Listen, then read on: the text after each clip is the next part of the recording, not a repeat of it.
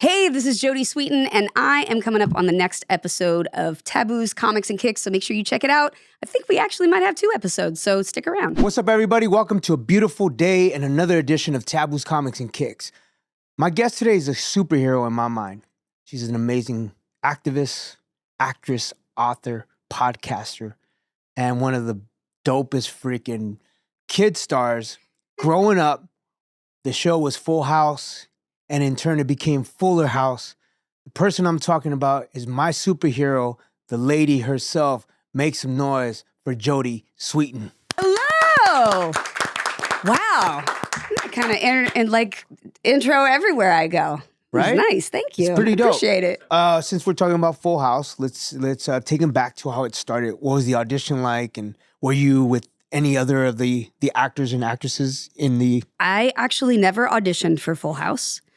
Our executive producers, Tom Miller and Bob Boyette, they were like the execs. They produced every show under the sun, Happy Days and Laverne and Shirley, and like every sitcom that you've brought, Perfect Strangers, Full House, Family, all of that. But before Full House was out, they were producing a show called Valerie with Valerie Harper from Rhoda. She had her own show about her and her family. And for one episode, I played the next door neighbor's niece.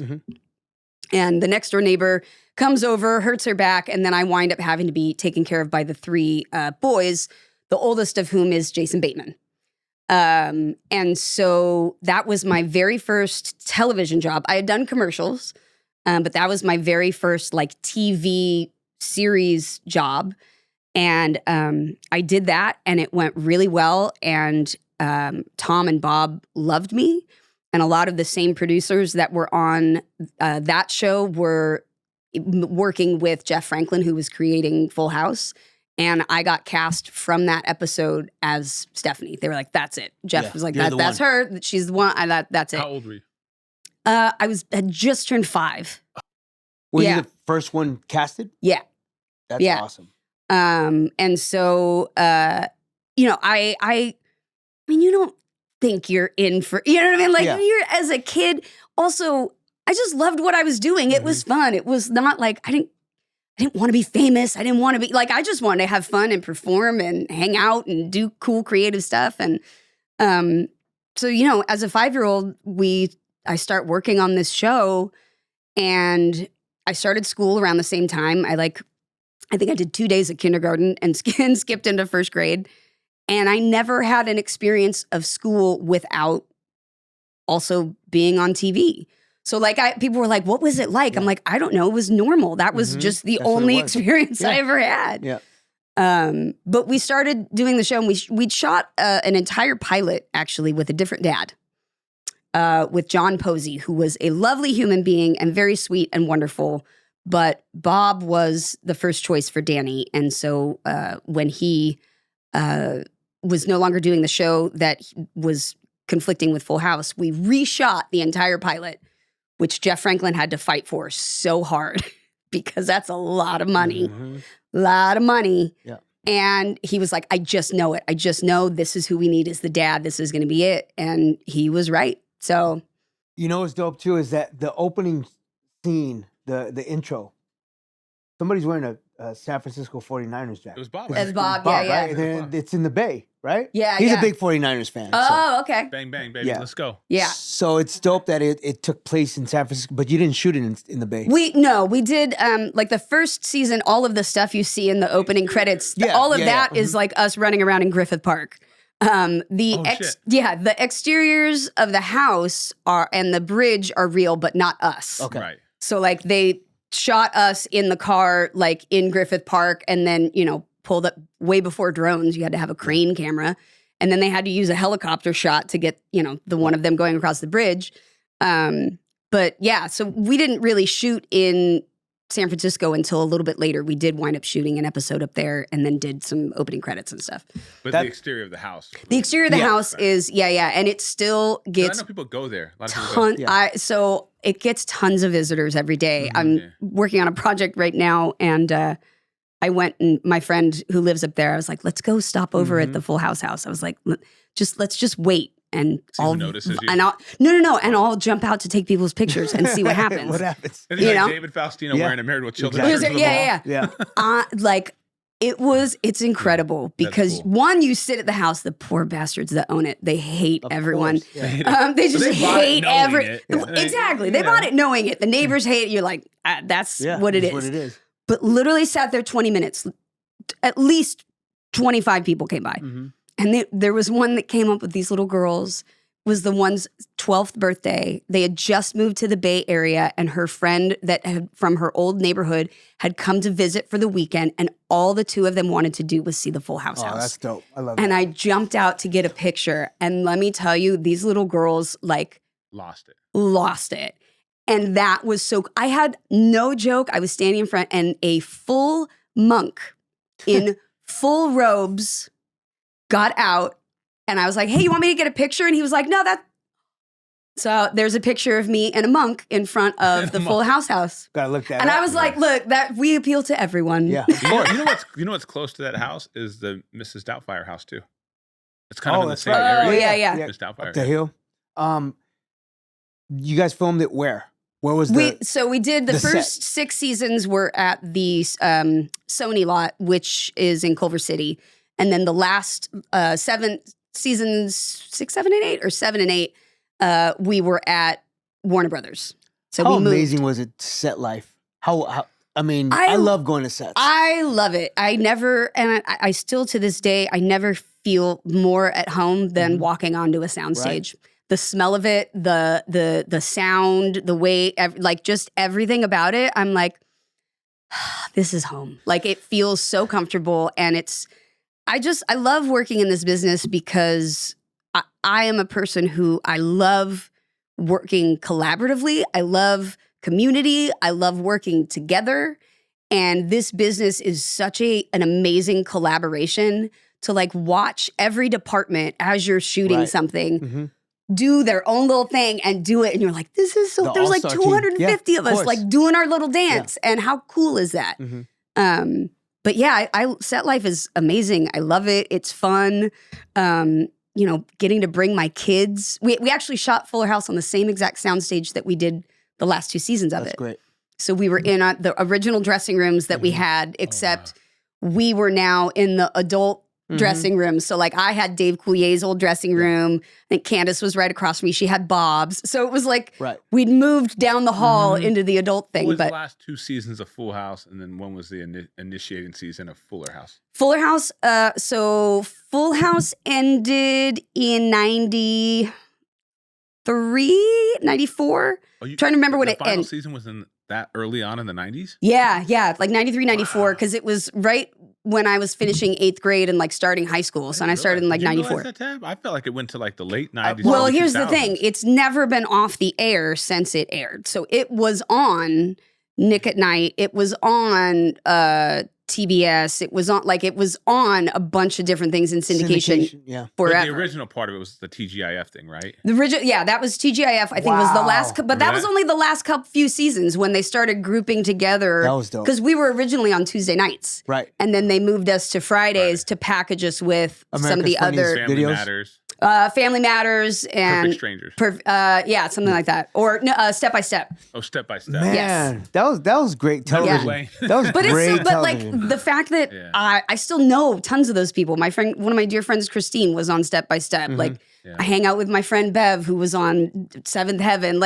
We have this weird sort of camaraderie of the bullshit of what it is kind of growing up in this business and what it really is, and you're like, we don't have to be anybody but us. One of the things that I loved was when you said about being on the lot or on set. Did you ever have anybody that you saw filming at the same time? And you're like, oh. Yeah, so they filmed, when we were at the Sony lot in Culver City, they filmed a ton of stuff over there because it was the MGM lot originally. And so it had all of the huge stages. In fact, we shot our pilot episode on the huge stage at Warner because it was the only one available. And it was the stage that had the Poppy Field scene in Wizard of Oz. That was where they shot it. So there's always the, remember the yellow brick roads under the thing. You're like, probably not. But, the history of it is amazing. And I remember seeing Gary Oldman when they were doing Dracula, and like the big elephant doors would be open for some of the sets and you'd go peek in. The coolest one though was Hook. So my teacher from Full House was also the studio teacher that Steven Spielberg loved. She taught Drew Barrymore on E.T. She did all of the Indiana Jones movies. She was the head teacher on Hook and had like teachers under her. So she would bring us over to set to come visit and like hang out because they were like on the stage around the corner from us.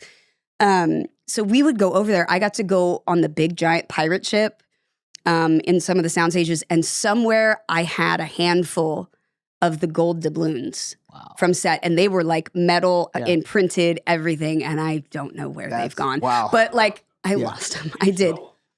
Probably, basically. That's so. what happened. Was anybody shooting at the time? Dustin Hoffman? We'd see Dustin Hoffman and his, Captain Hook. You'd see Robin coming around. I think Robin actually stopped by set once on Full House because Mork and Mindy, a lot of the same producers and writers and stuff also worked on our show. So same director and stuff too. So, Tom Hanks had come by because he did Bosom Buddies, which was another Miller Boyette show.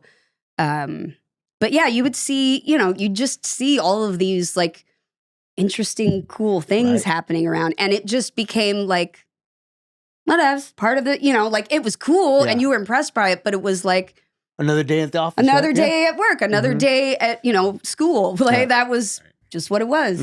One of the episodes that sticks out during that time period is with Stephanie accidentally drives Joey's car in the Tanner kitchen. Yes, that is one of the best known episodes of Full House. What do you remember about that scene? I remember being really excited to watch them do the stunt because they had rebuilt the entire kitchen wall out of balsa wood. So it's just real light and snaps. And there was a very petite woman who was my stunt double in a wig in the same outfit. And I just remember like getting to watch that was so cool because we didn't really do a ton of stunts and stuff like that on Full House. And that was really fun. And having that storyline be Stephanie's has been really fun because throughout the years, like people they love that episode. I mean, it's kind of a classic sitcom moment of crashing a car through a kitchen. So. Yeah. I just remember Stephanie's, the character being a middle child. I know my son Journey's a middle child and my wife was a middle child. So I know that dynamic of like trying to figure out what your place is. I'm a middle child. You're a middle child? Yeah. Wow. I'm ADHD and a middle child. Ooh, yeah, you're extra screwed. I'm only child, so okay. That's kind of fucked too, though. It's you have your moments. Nice. But you know what? I had faux siblings, and that was she did. I was good. Yeah, she did.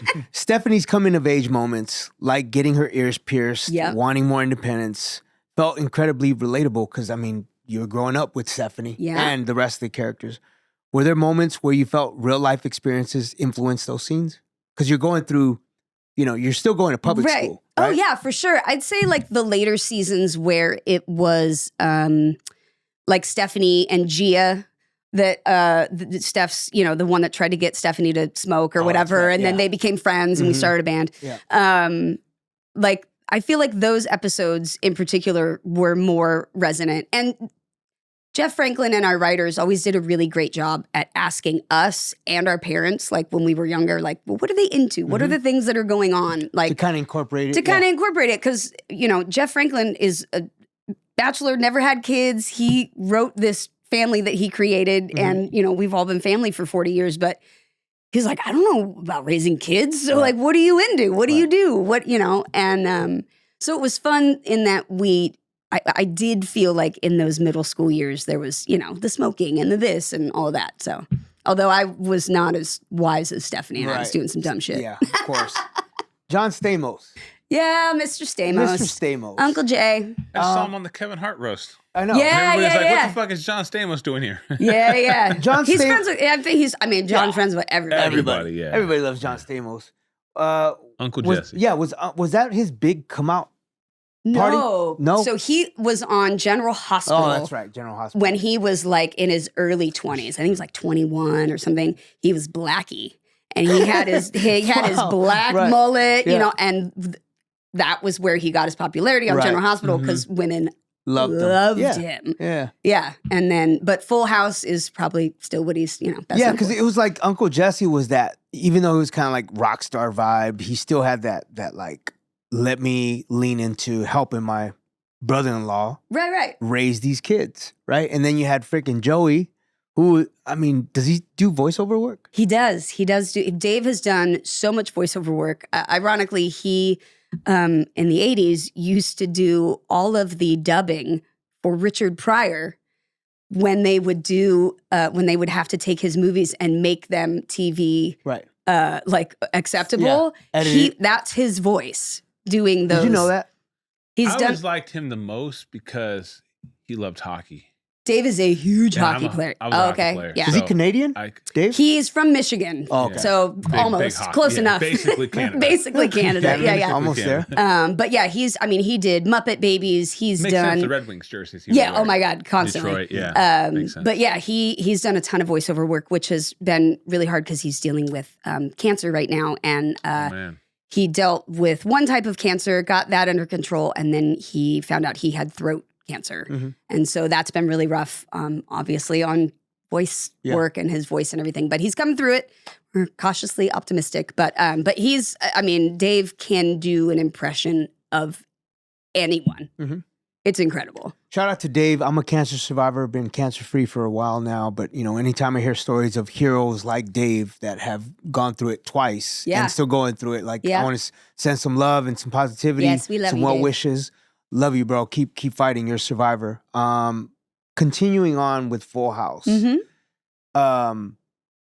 fact that there was twins on the show. Right. I always thought that was kind of dope. Michelle and Ashley Kate, you know. Excuse me, Ashley Kate and Ashley and Mary Kate. Ashley and Mary Kate, sorry. Yes. More along the lines of Somewhat, yeah. Michelle, Ashley. On the episodes, if you notice, they wrote Ashley, Mary Kate Olsen because they didn't want people to necessarily know that they were twins. The magic. So they just, it was like, we didn't say they are, but we didn't say they aren't, you know? So that was, people just thought their name was Ashley, Mary Kate. What season did they get introduced in?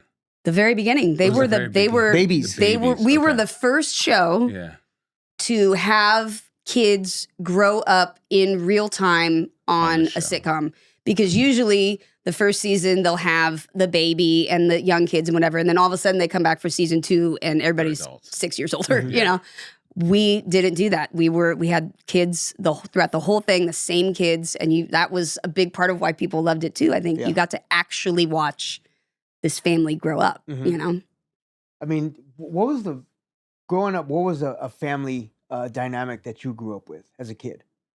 Like my kids. house? Yeah. No, like on TV. Besides Full House, what was a show that you grew up with? I mean, we watched all of them. We watched, Different Strokes. We watched Brady Bunch. We watched we even watched some of the old ones, the Jeffersons and shit like Jeffersons that. Like great, a little before, like I wasn't a 70s baby, but we watched that too. Syndicated and running across everywhere. Yeah. And then you watch Good Times. Good Times. And then you watch Fresh Prince. And you watch Fresh Prince and other things. It would just, kind of everything, bro. I just felt like when you see kids on television and you have that, like those, like for example, when Theo from the Huxtables, when he was going through his stuff, very relatable to teenage life at that time, Full House, just that whole, like, a family that you don't necessarily have to have the standard mom and dad situation, but it was like it took a village to raise this family. And then the show Michael J. Fox, what was his? Family Ties. Family Ties, yeah. Right. That was like the core of television. Yeah, and then Growing Pains and Growing Pains with Alan Dick. It was one thing that people have always said about Full House, and that I've always been super proud of, particularly because I just so much work with queer visibility and LGBTQ and all of that. So many, even kids that are being raised by other family members or whatever, but a large percentage of kids who maybe grew up in a household that was not mom and dad and 2.5 kids. It was a blended family. It was grandma. It was aunts and uncles. It was foster family. It was whatever family whatever you wanted to say was family, that's your family. That's awesome. And particularly like in the queer community, like so many kids were like, I realized like I could have a family, that I picked that didn't look like what it was supposed to, you know? And I've always been so proud of that because I think, growing up when you aren't in that exact sort of, box, kids can it feels really weird and different and alone. And I think that Full House really made those kids and those families feel like that's your family. If you call yourselves family, you're family. That's it. Chosen family is family.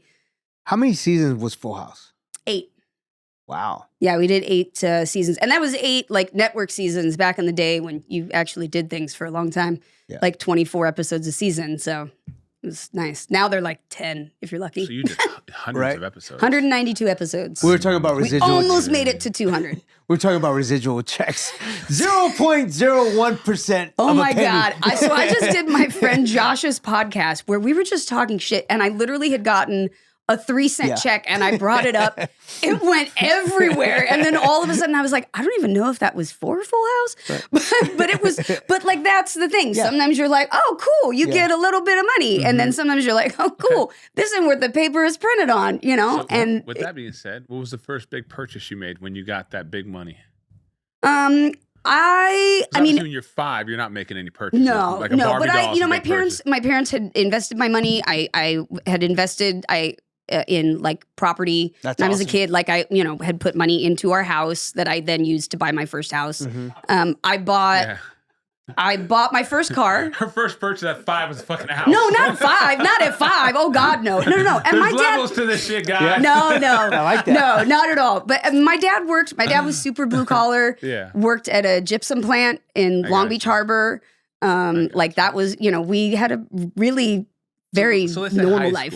Like, what was a big purchase for you? Like, you took your money. I bought my first car. Okay. I bought a BMW 328. Ooh. That was my first car. And Ragtop? I remember, Ragtop? Nah, I hate convertibles. Okay. It's just the hair, the wind. Nothing's cute when you got it all in your mouth. But yeah, I loved that car. And that I paid for college, which I was really grateful for. What college?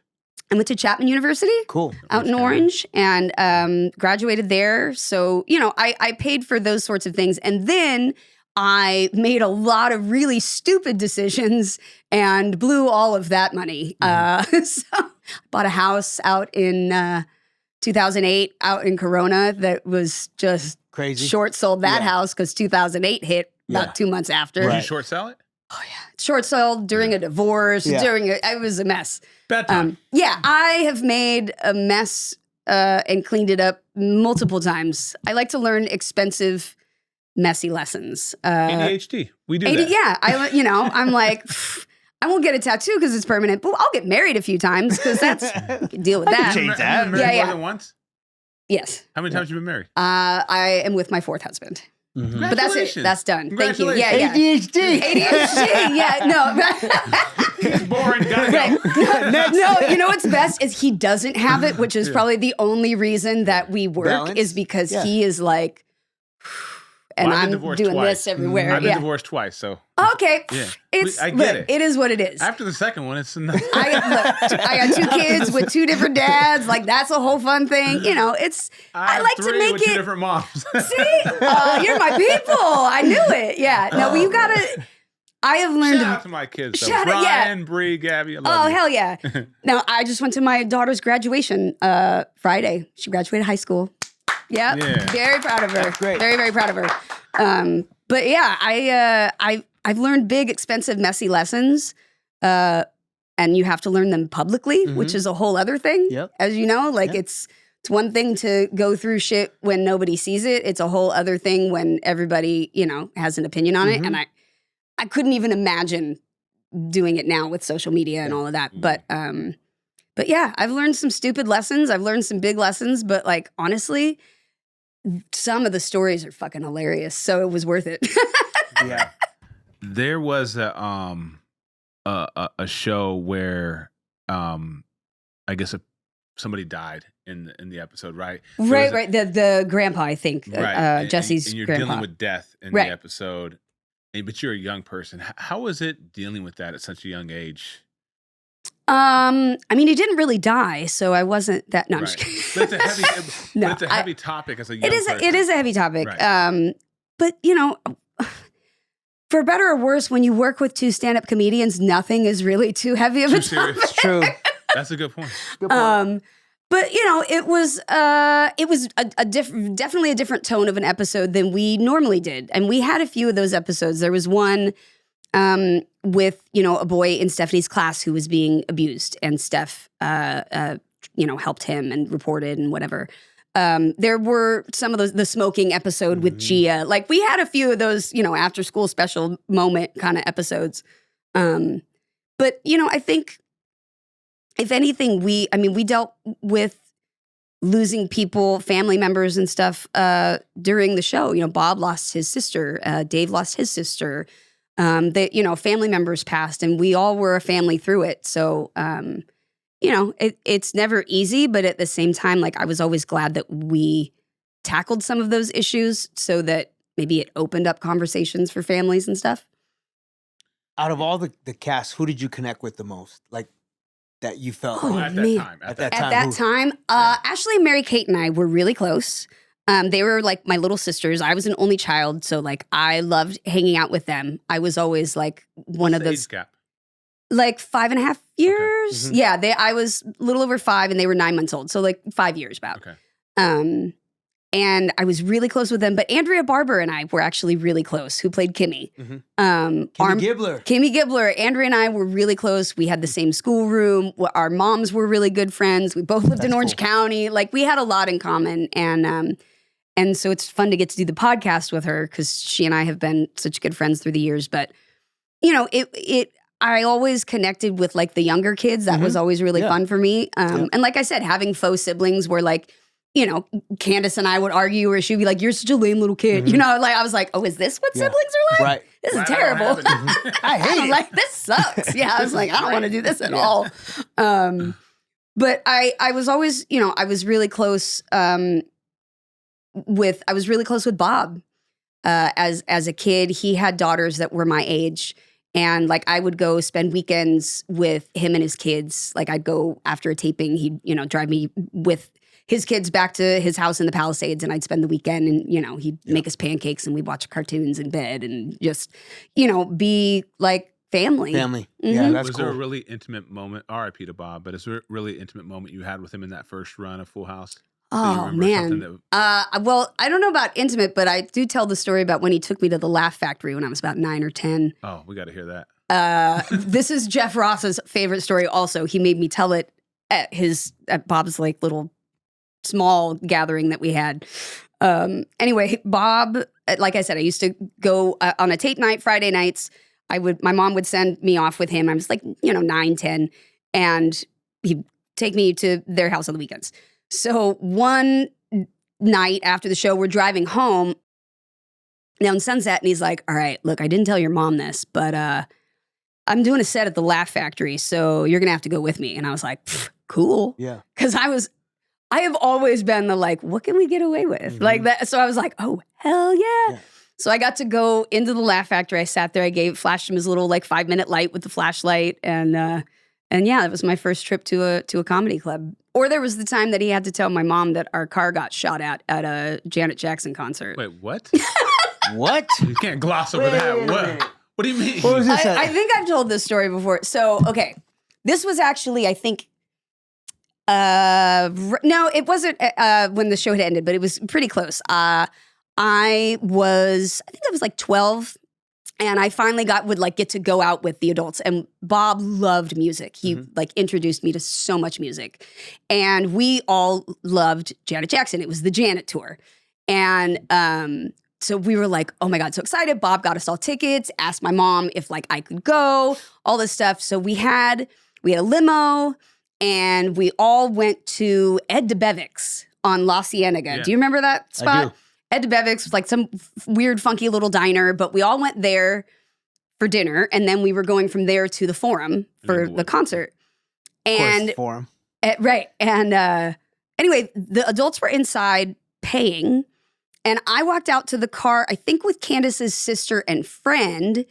And I crawl in the thing and I'm like leaning over to tie my shoe and just like, pop, pop, pop, like the window shatters.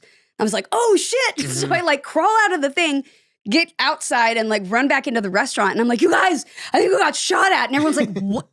Okay, settle down, child, you know? And I'm like, no, but for real. So we come out and they're like, oh my God.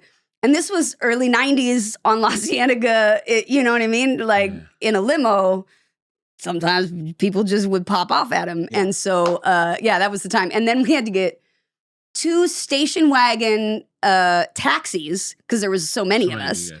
So we had to get station wagon taxis to take over to the concert. We got there late, but we made it. And then Bob, we had a limo finally came to replace it, and Bob was responsible for getting me back to my mom's house. To explain.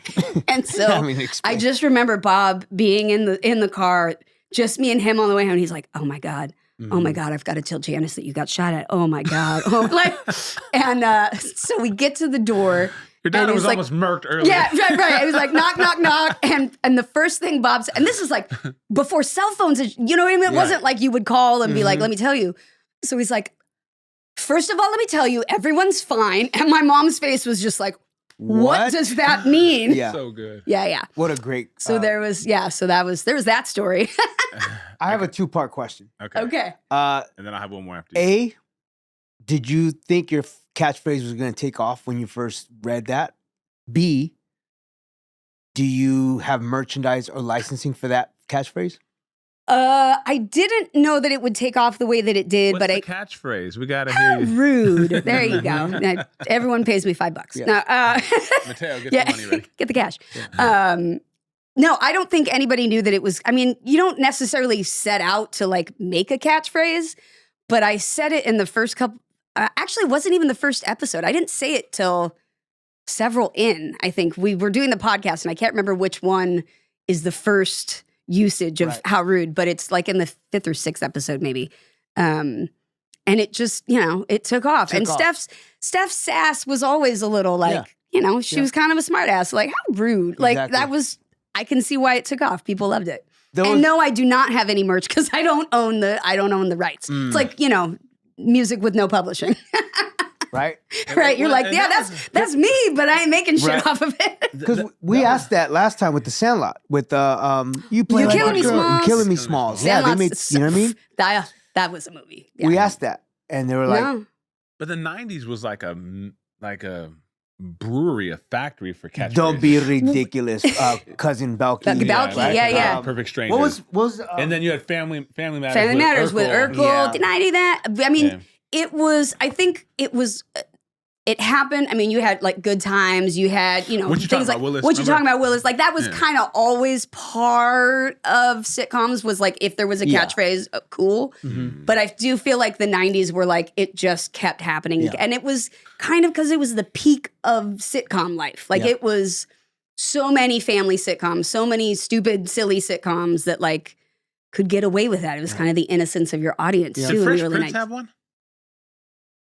Did they have one? I mean, I don't think so. I don't remember. Other than his little hat. I feel like Alfonso Ribeiro would have had one. He just had the Carlton. He had the Carlton, But I don't know if he had a... What about, didn't Michelle have one too?